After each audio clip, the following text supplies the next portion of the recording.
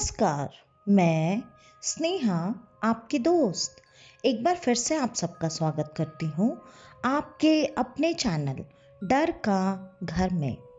आज जो मैं कहानी आप सबके लिए लेकर आई हूँ, हमेशा की तरह उस कहानी की तरफ आगे बढ़ने से पहले मैं मेरे सारे दोस्तों को दिल से धन्यवाद देना चाहती हूँ। मेरे वो प्यारे प्यारे दोस्त जिनके प्यार और सपोर्ट की वजह से आज मैं यहाँ पर हूँ।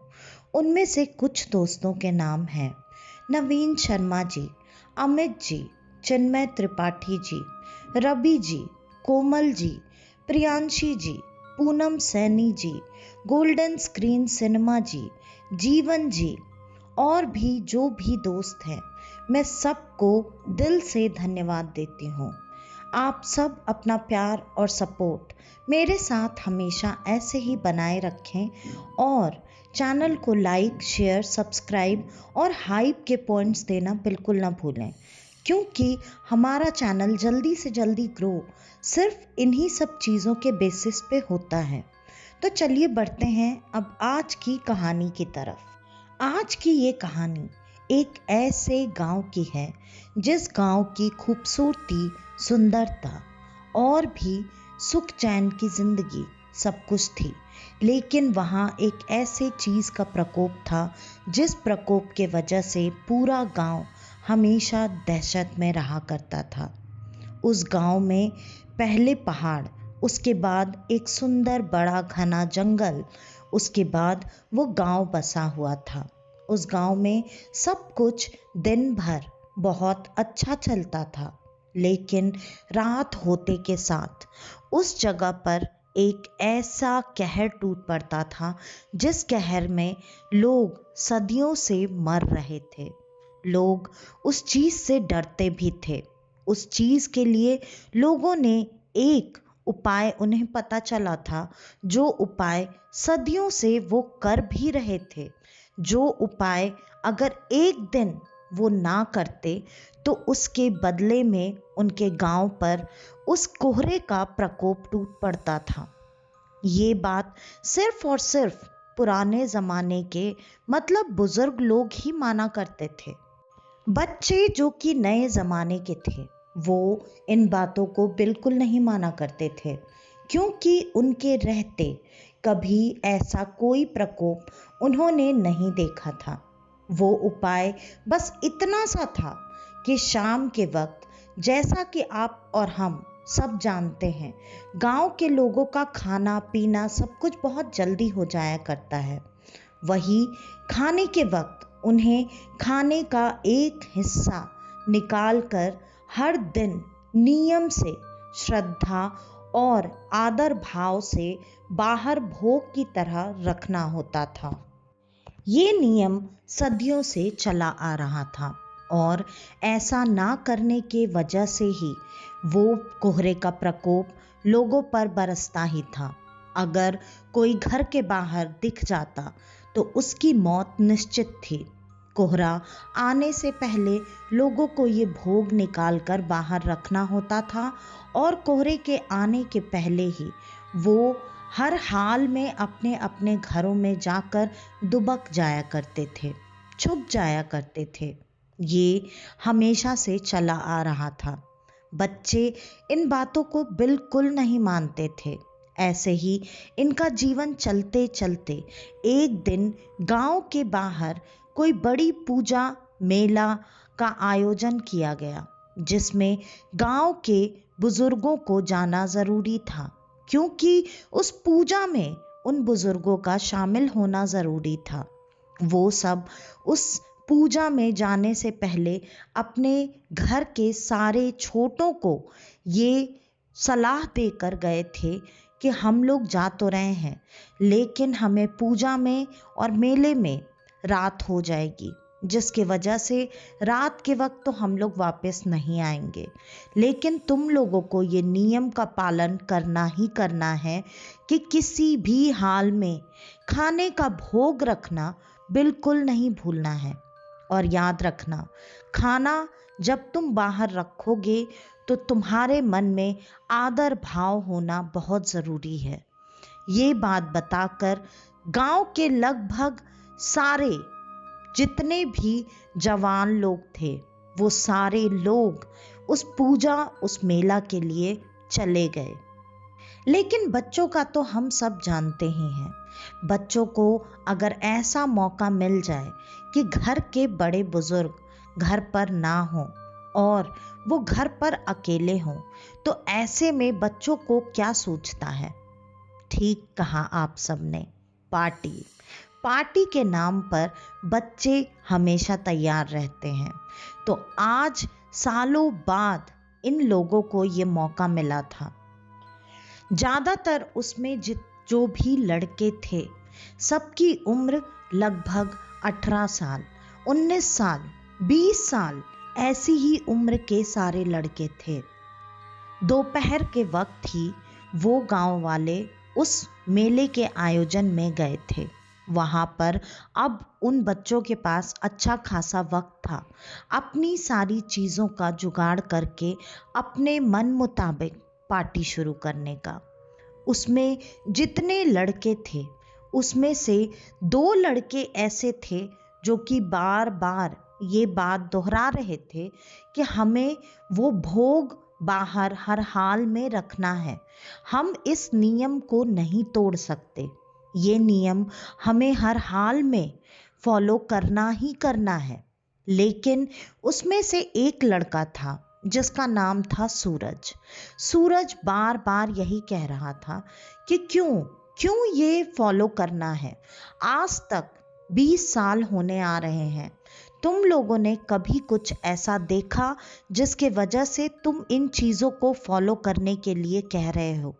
बाकियों ने ना में सर हिलाया, लेकिन सूरज अपनी दलीलों पर अड़ा रहा। सूरज बार बार ये चीज कहता रहा कि आज तक जब ऐसा कुछ नहीं हुआ है तो इसका मतलब ये हमारे बुजुर्गों का सिर्फ और सिर्फ अंधविश्वास है, बाकी कुछ नहीं। तो इन चीजों को मानो या मत मानो उससे क्या फर्क पड़ता है। और यही कहकर वो सब अपने काम में जुटे हुए थे। सब ने धीरे धीरे अपना सारा इंतजाम कर लिया। उसके बाद सब गांव की चौपाल पर ही बैठकर अपने खाने पीने का प्रोग्राम उन लोगों ने शुरू किया। धीरे धीरे सबने खाने पीने का प्रोग्राम अंधेरा होने के पहले ही कर लिया था। सबसे खास बात, वो जो भोग का सामान बाहर रखा जाता था वो हमेशा सुबह खत्म ही मिलता था, मतलब कोई उसे खा चुका होता था। ये बात जब लड़कों ने दोहराते हुए कहा कि ठीक है, अगर ये अंधविश्वास है तो बाहर जो भोग का सामान रखा जाता है उसे खाता कौन है? तब सूरज ने कहा, अरे जंगली जानवर होंगे जो खा जाते होंगे, तुम लोग भी अजीब बात करते हो। गांव में क्या जानवरों की कमी है जो कि भोग का सामान रखा रहेगा और रात भर वैसे ही पड़ा रहेगा? ऐसा कुछ नहीं होता, तुम लोग फालतू की बकवास मत करो, मैं इन चीजों में बिल्कुल नहीं मानता। सूरज लगातार अपनी दलीलें दिया जा रहा था और सूरज की दलीलें वो 2 लड़के ही थे जो कि लगातार नहीं मान रहे थे। वो बार बार इसी चीज को दोहरा रहे थे कि ठीक है, ये अंधविश्वास तो अंधविश्वास ही सही, हमारे पूर्वज अगर इन चीजों को सालों से करते आ रहे हैं तो एक दिन उनके ना होने पर नहीं करके हमें क्या मिलने वाला है? इससे अच्छा यही होगा कि हम उनकी बात को मानकर वो नियम जरूर जरूर पूरा करें। और इसी तरह से बातें चलते चलते उनका सारा प्रोग्राम खत्म हो चुका था। सबने लिटिल लिटिल लगा भी लिया था। उसके बाद कुछ लड़के होश में थे जिनमें से एक सूरज भी था, और वो 2 लड़के जो कि बार बार इस चीज पर जोर दे रहे थे कि इन चीजों को मानना ही है, करना ही है, वही 2 लड़के सबसे बुरी हालत में आ चुके थे। उनकी हालत ऐसी थी कि उनको बिल्कुल भी होश नहीं था, वो वहीं चौपाल पर बेहोश से पड़े हुए थे।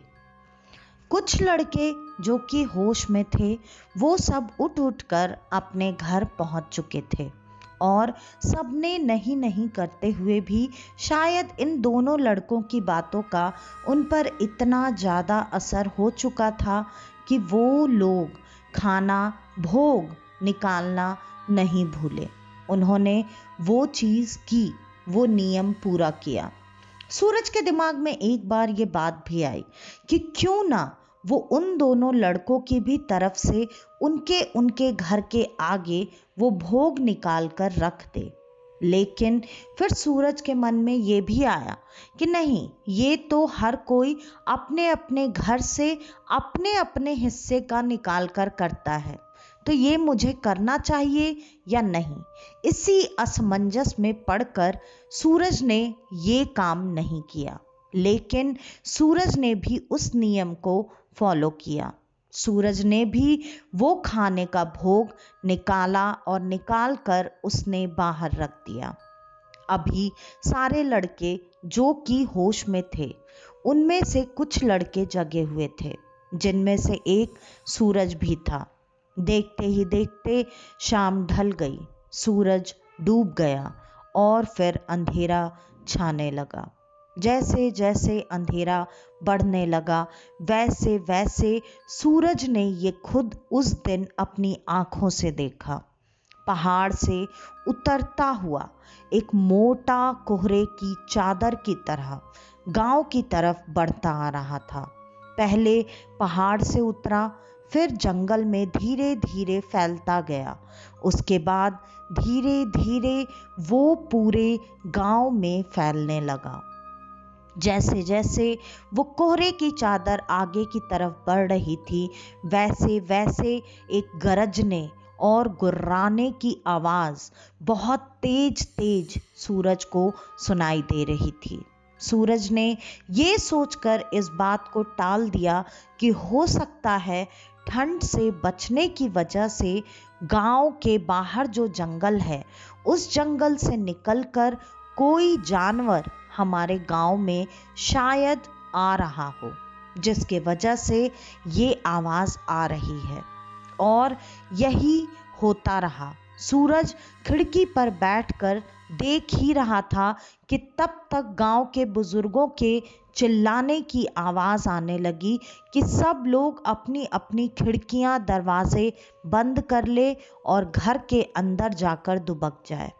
सूरज ने भी ये बात मानी। उसने खिड़की बंद की।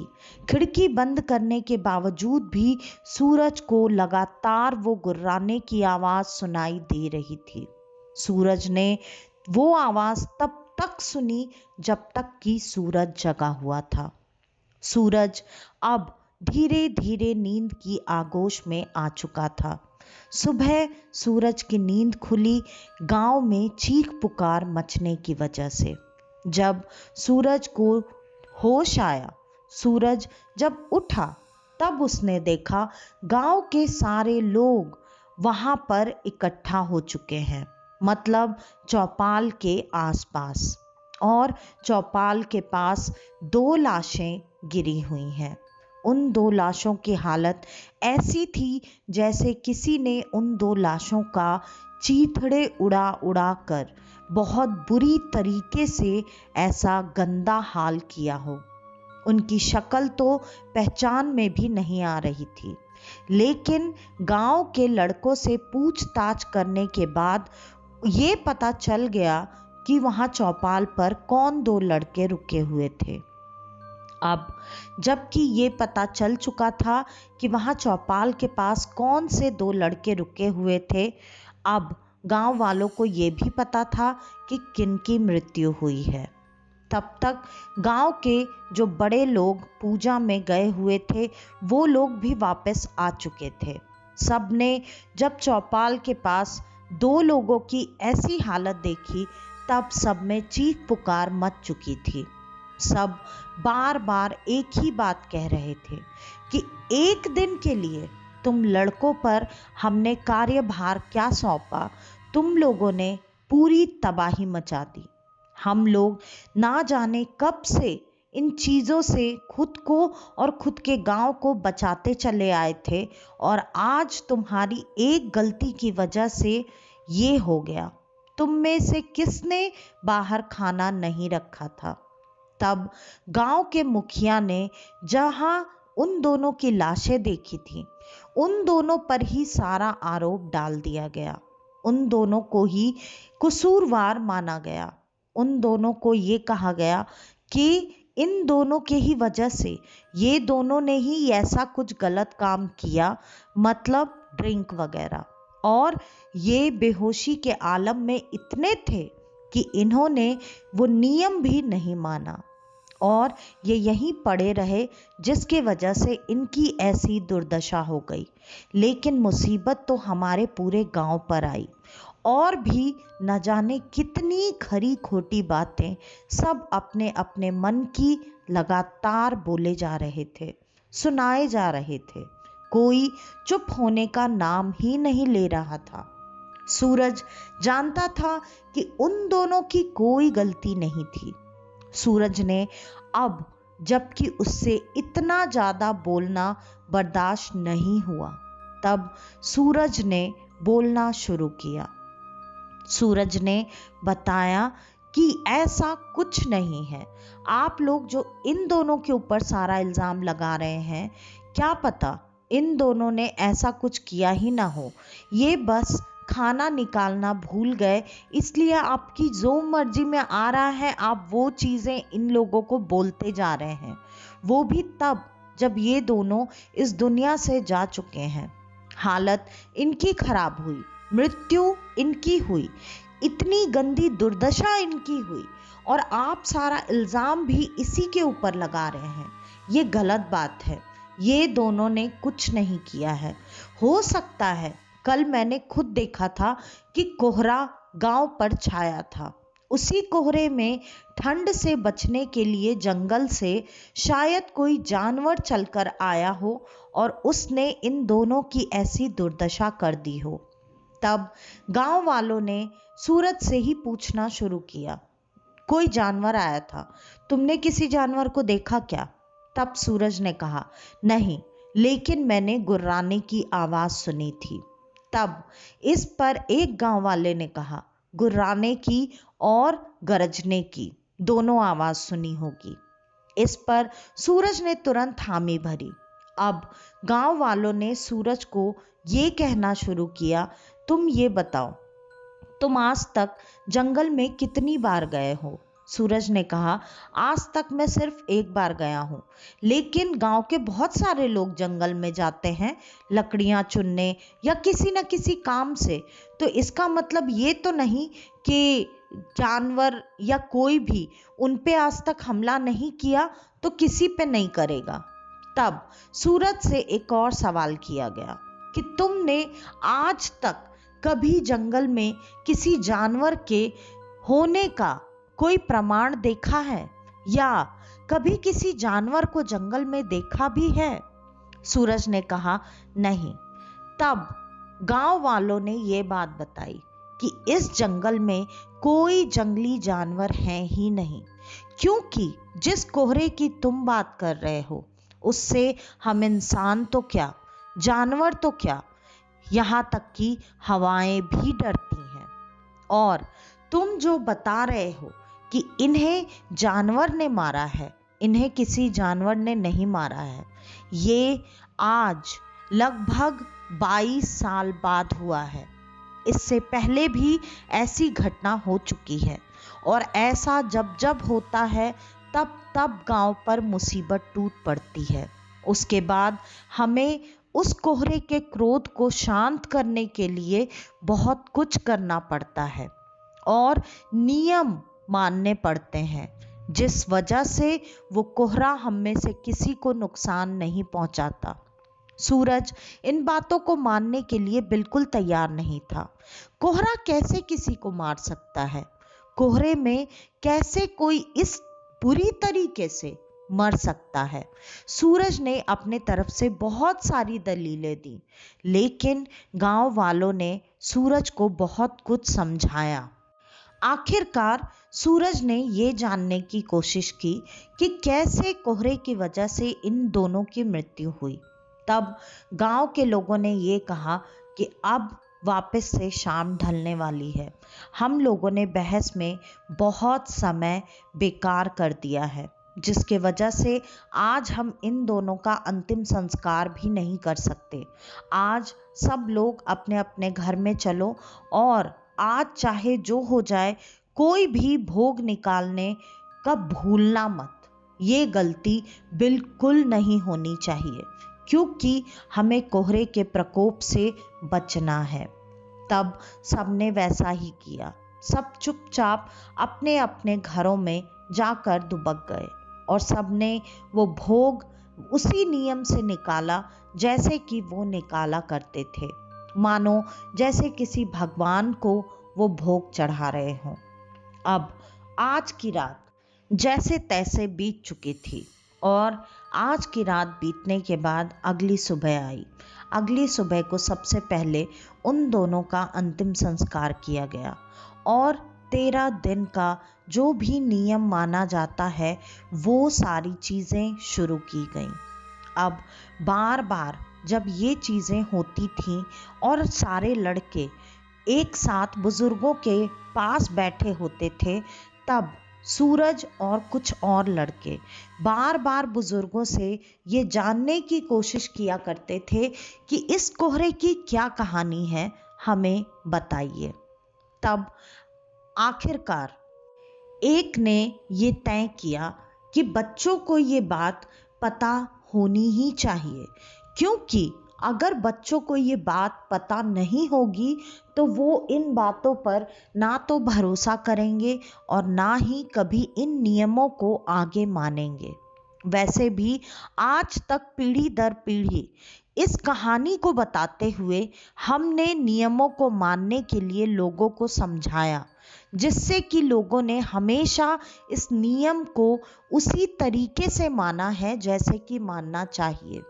तो बेहतर यही होगा कि हम इन बच्चों को भी वो कहानी बताएं और इस नियम के बारे में और गहराई से समझाएं।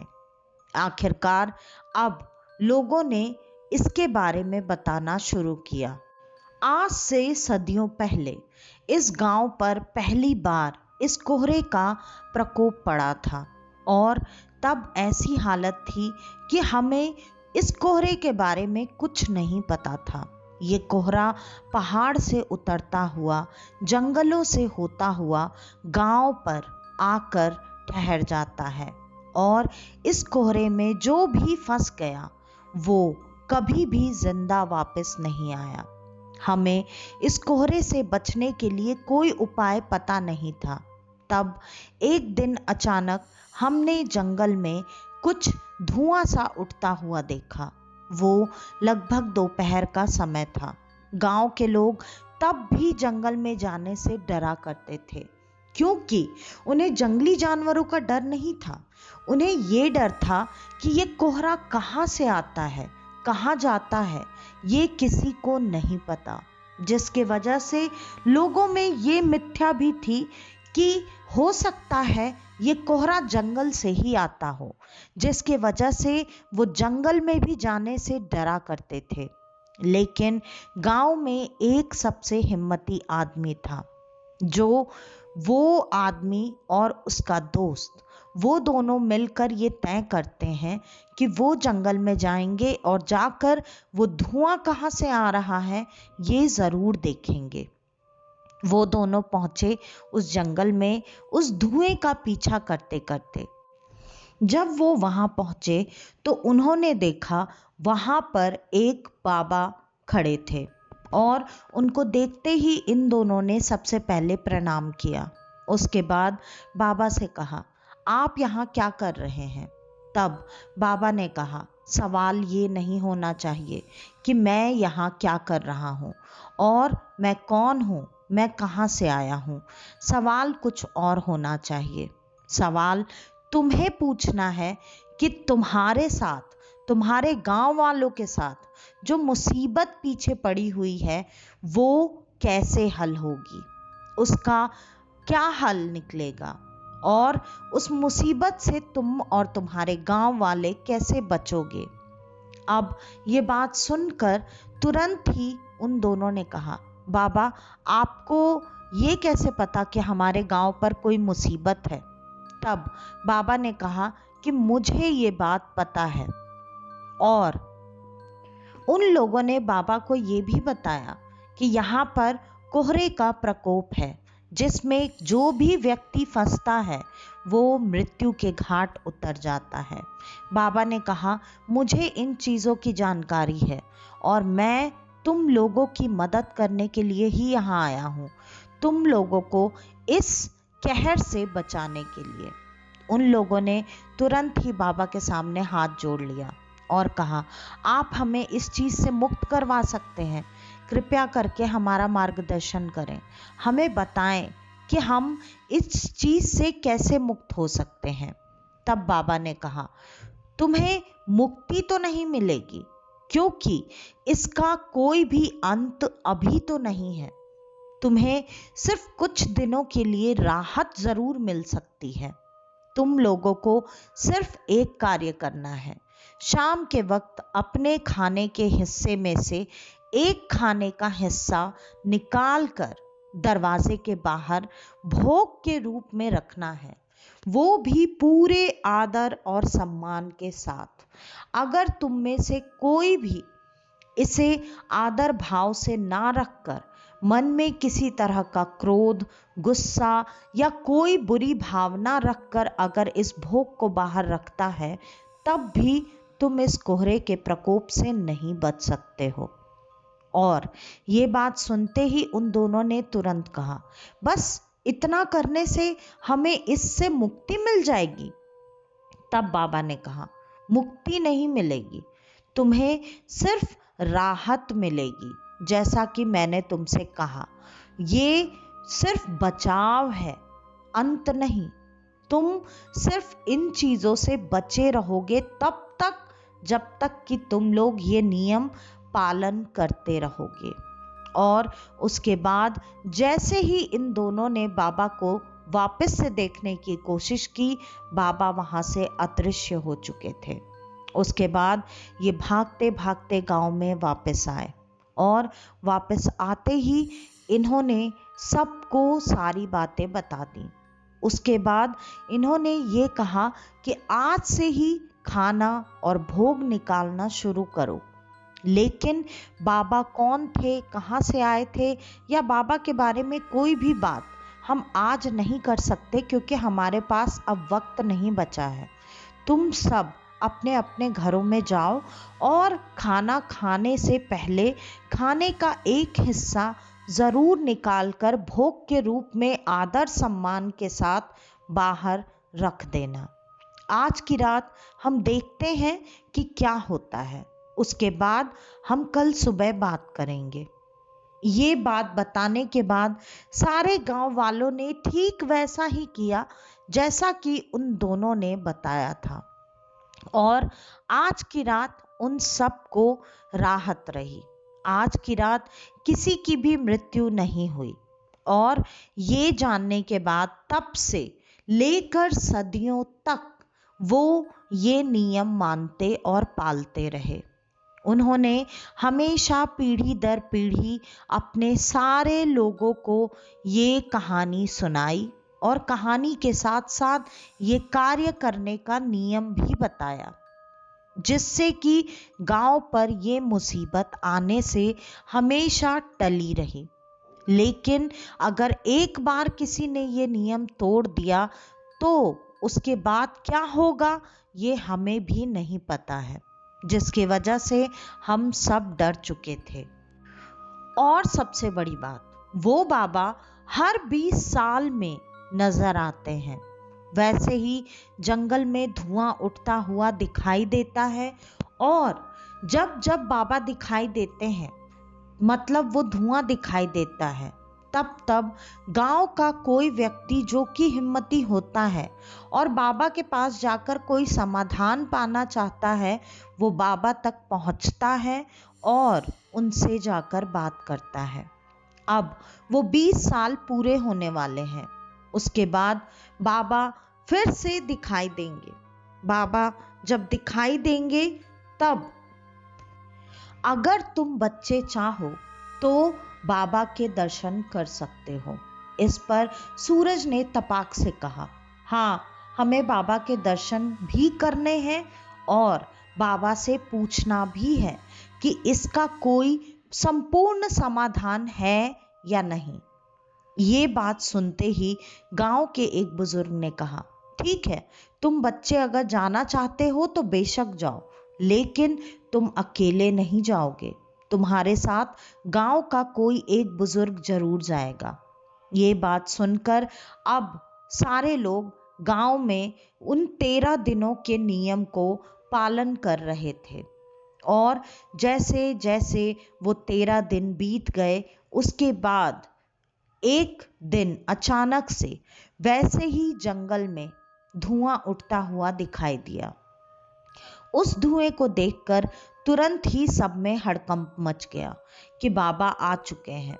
अब सूरज, उसके साथ एक और लड़का और एक गांव के बुजुर्ग, तीनों तेज तेज कदमों के साथ जंगल की तरफ आगे बढ़ने लगे, उसी धुएं का पीछा करते करते।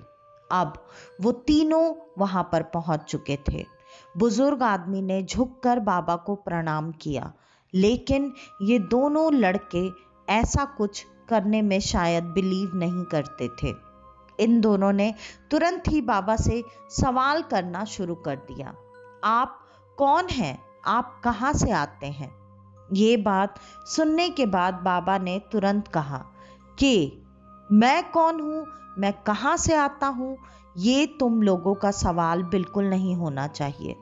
तुम लोगों का सवाल कुछ और होना चाहिए। उस पर तुरंत ही सूरज ने आगे के बारे में पूछना शुरू किया। सूरज ने कहा, आप इस समस्या के लिए हमें ये बता सकते हैं कि इस समस्या को रोक कर कैसे रखें, लेकिन ये क्यों नहीं बताते कि इस समस्या का समाधान क्या है?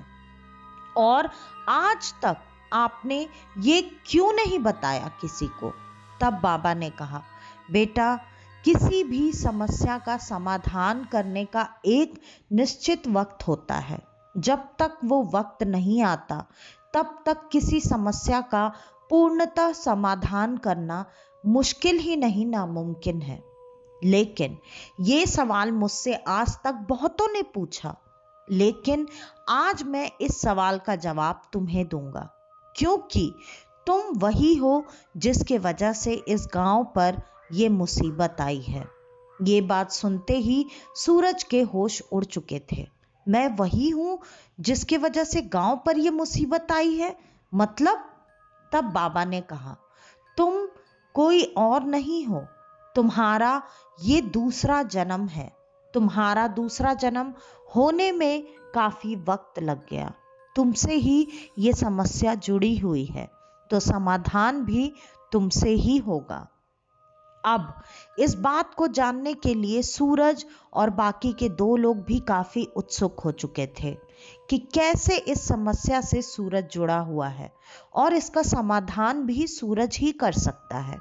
तब बाबा ने बताया, तुम्हारे पिछले जन्म में यहाँ इसी गांव में एक अघोरी तांत्रिक रहा करते थे, जो कि बहुत ही सिद्ध पुरुष थे और उनके पास ऐसी ऐसी असीम शक्तियां थीं कि वो कोई भी चीज कर सकते थे।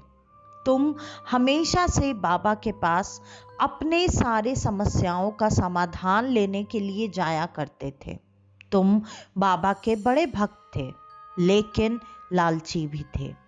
तुम एक दिन ऐसे ही अपनी किसी समस्या को लेकर बाबा के पास पहुंचे, तब तुमने देखा कि वहां 2 बहुत ही बुरी हालत में आए हुए, जो कि भिखारी जैसे जान पड़ते थे, वो लोग बाबा से अपना दुखड़ा रो रहे थे कि उनके पास खाने तक को पैसे नहीं हैं, उनके पास ओढ़ने पहनने किसी भी चीज के लिए वस्त्र नहीं है। उनकी हालत बहुत बुरी है और उनसे भी ज्यादा बुरी हालत उनके बच्चों की है। और वो बाबा के सामने रोने गिड़गिड़ाने लगे। मदद के लिए। तब बाबा के बगल में एक बड़ी सी मटकी रखी हुई थी। उस मटकी में बाबा ने हाथ डाला और मुट्ठी भरकर सोने की अशर्फियां निकाली और निकाल कर उन दोनों के हाथों में डाल दी। ये करते ही उन दोनों ने मुस्कुराते हुए बाबा से कहा, बाबा, इससे तो हमारा कुछ दिन का काम तो चल ही जाएगा।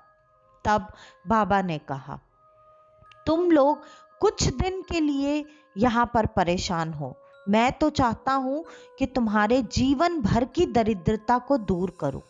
इसके लिए तुम्हें एक झोली बनानी पड़ेगी और उस झोली में मैं तुम्हें झोली भरकर अशर्फियां दूंगा। उससे तुम्हारा पूरा जीवन सुधर जाएगा, तुम्हारा और तुम्हारे बच्चों का। वो दोनों जैसे वस्त्र पहने हुए थे, उनमें जितने छेद थे, वो झोली बनाते भी तो बनाते कैसे। लेकिन अब बात थी पूरी जिंदगी के सुधरने की। उन दोनों ने अपने पहने हुए कपड़े तुरंत उतारे, सब जगह जहां जहां छेद था हर जगह गांठें बांधी और गांठ बांधकर एक बड़ी सी पोटली तैयार की। इतनी बड़ी पोटली जितना बड़ा के लगभग वो मटका था। बाबा ने उस मटके में से निकालकर अशर्फियां उस झोली में डालना शुरू की और देखते ही देखते वो पूरी की पूरी झोली अशर्फियों के साथ भर चुकी थी। अब वो दोनों खुशी खुशी उतनी दौलत लेकर अपने बच्चों और अपने घर वालों के पास चले गए। ये तुम दूर से ही सब कुछ देख रहे थे। ये देखने के बाद तुम्हारे मन में लालच आ गया कि अगर तुम भी अपने कष्ट का बाबा के सामने ऐसे ही बखान करोगे तो शायद तुम्हें भी इतनी दौलत मिल जाएगी और तुम्हारा भी जीवन बदल जाएगा। जबकि तुम्हारे पास पैसों की कोई कमी नहीं थी। ये तुम्हारा लालच था कि तुम्हें और पैसे चाहिए थे। तुमने बाबा से ये सोचा कि झूठ बोलकर तुम बाबा से पैसे ले लोगे। तुम बाबा के पास पहुंचे, तुमने बाबा को झूठ मूठ की कहानियां सुनाना शुरू कर दी। उसके बाद बाबा ने पहले तो शांति से तुम्हारी सारी बातें सुनी। उसके बाद बाबा ने कहा, तुम ये जो मनगढ़ंत कहानियां सुना रहे हो, मुझे पता है कि तुम्हारे पास पैसे की कोई कमी नहीं है। तो मुझे सच सच अपनी परेशानी बताओ। आज तक मैंने तुम्हारी हर परेशानी दूर की है, तो वो परेशानी बताओ जिसके लिए तुम यहाँ आए हो, जो सच्ची है। लेकिन तुम्हारे मन के लालच ने तुम्हें ऐसा करने नहीं दिया। तुम वहां से बाबा के पास से लौट आए।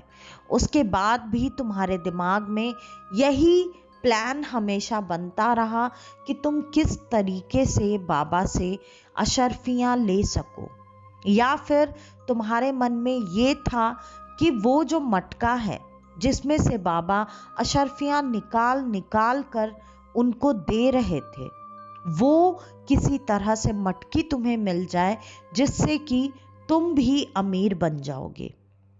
और तुमने यही सोचकर एक प्लान बनाया।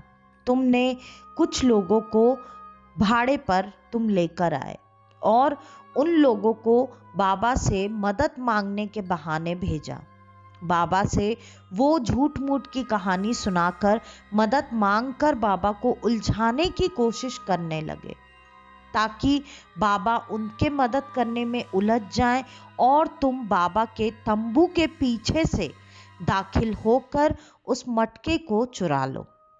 तुमने यही कोशिश की, लेकिन बाबा को किसी तरह से बेवकूफ बनाना ये नामुमकिन था। बाबा की सिर्फ 2 आंखें सामने नहीं, बाबा की तो अनंत आंखें थी, जिससे कि बाबा हर तरफ हो रही चीजों को देख सकते थे। तुम्हें ये बात पता थी, फिर भी तुमने इस बात को नकारा और तुम पीछे से घुसकर बाबा के तंबू में दाखिल हुए। बाबा ने तुम्हें रोकने की कोशिश भी की कि तू आ गया फिर से चोरी करने के लिए। अब तू इतना गिर चुका है कि अब तू ऐसी हरकतें भी करेगा। मैं ये कभी सोच नहीं सकता था। तू जा यहाँ से। बाबा ने तुझे बहुत नॉर्मल तरीके से वहां से जाने के लिए कहा, लेकिन तेरे मन का लालच अब इतना बढ़ चुका था कि तू हर हद पार करने के लिए तैयार था। बाबा जहां बैठा करते थे वहां एक छाल बिछी हुई थी, जिसके पीछे एक अखंड ज्योत हमेशा जला करती थी। तूने अब बाबा के साथ वो करने का सोचा जो कि तुझे कभी नहीं करना चाहिए था। तूने बाबा से ये कहा, मैं चाहता था कि मैं आपको बिना किसी तरह का कष्ट पहुंचाए ये घड़ा हासिल कर लूं, लेकिन आपने मुझे मजबूर कर दिया है कि मैं आपको बिना कष्ट पहुंचाए ये घड़ा चुरा नहीं सकता। इसके लिए मुझे क्षमा करें। और तूने वही अखंड दिए का तेल उस छाल पर, बाबा पर डालकर उस जगह आग लगा दी। वहां तुरंत जैसे ही तूने आग लगाई, एक भयंकर काला धुआं उठने लगा। उस धुएं में न बाबा के चीखने की आवाज आई, न मरने की, न जलने की, न किसी और तरह की। और तू वहां से वो मटका उठाकर अपने घर ले गया। तू जब वो मटका उठाकर अपने घर लेकर गया, तब तूने उस मटके से हर तरह से उन अशर्फियों को निकालने की कोशिश की, लेकिन अशर्फियां उस मटके में नहीं थीं। आखिरकार तुझे ये बात समझ में आई कि जादू बाबा में है, इस मटके में नहीं। तो इस मटके को लाना और चुराना ये बेकार हुआ। अब जबकि तूने ये गलती कर दी थी, इस गलती का कोई प्रायश्चित नहीं था। बाबा वहां से अदृश्य हो चुके थे। उसके बाद से तेरे इस गलती के बदले बाबा ने तेरे इस पूरे गांव को दंडित किया, क्योंकि तू अकेला लालची उस गांव में नहीं था। तेरे पूरे गांव के लोग लालची थे, स्वार्थी थे। बाबा ने इतना कुछ तेरे गांव के लिए और तेरे लिए किया। तेरी मंशा जानते हुए भी तुझे ना तो किसी ने रोकने की कोशिश की और ना ही समझाने की। बाबा ने अपने हर कोशिश से ये किया कि तुम लोगों की जितनी हो सके उतनी मदद करें, और बाबा ने किया भी। लेकिन उसके बदले तुम सारे के सारे लालची और स्वार्थी लोगों ने क्या किया? बाबा को मृत्यु के घाट उतारने की कोशिश की।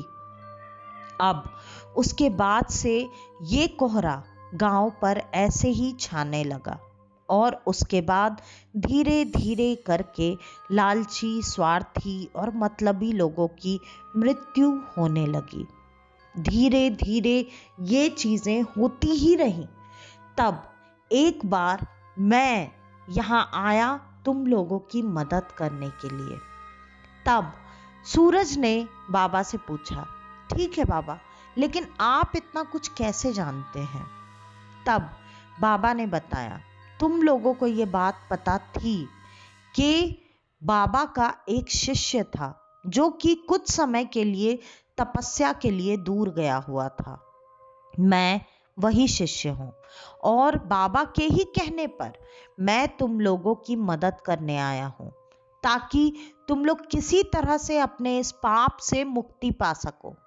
लेकिन तुम लोगों को इस पाप से मुक्ति पानी ही नहीं थी। तुम लोगों ने हमेशा अपने स्वार्थ में डूबकर ऐसी ऐसी चीजें की, जिसकी वजह से तुम लोगों को इतने सदियों तक ये कष्ट भोगना पड़ा।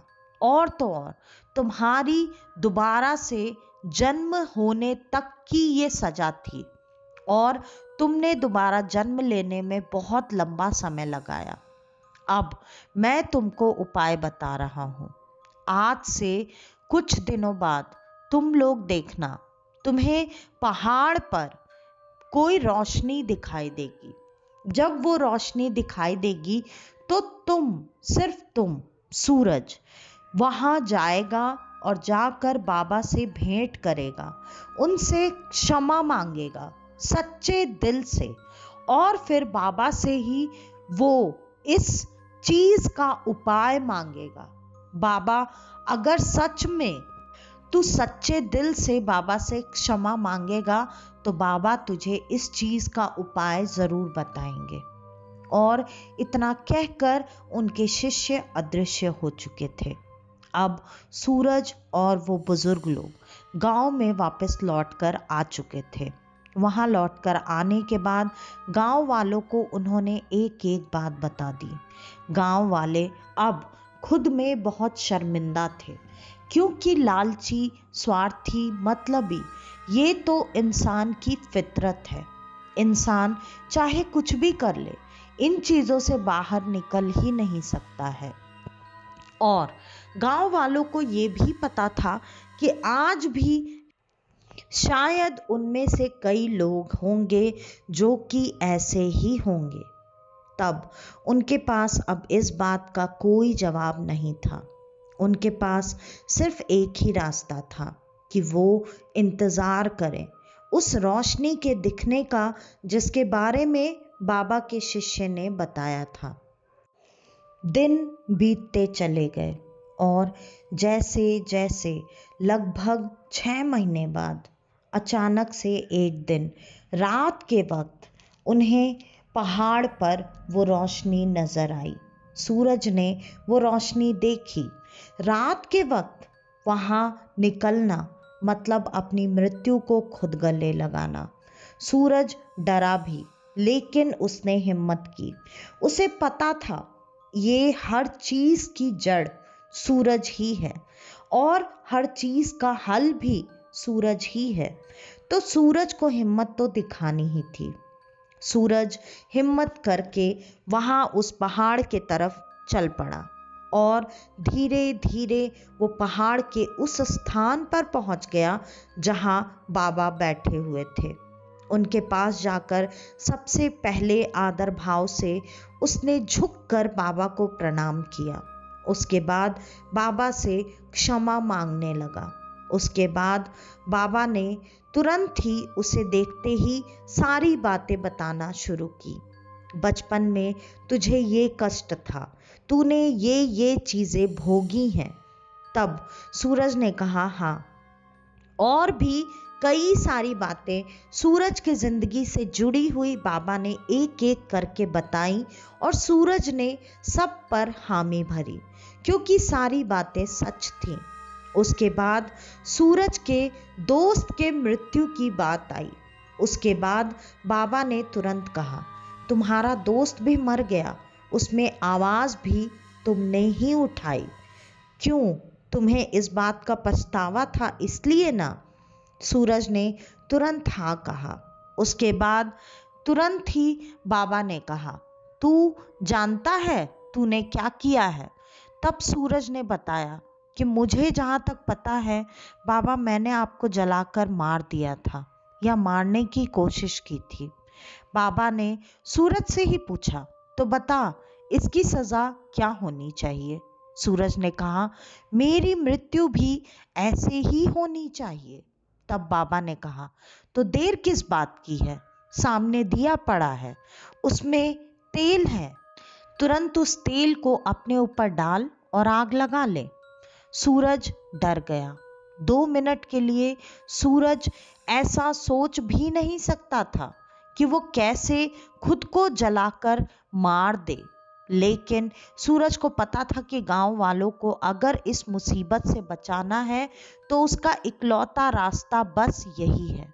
सूरज ने हिम्मत जुटाई और उसके बाद दिए को उठाकर सारा तेल अपने ऊपर उड़ेल लिया।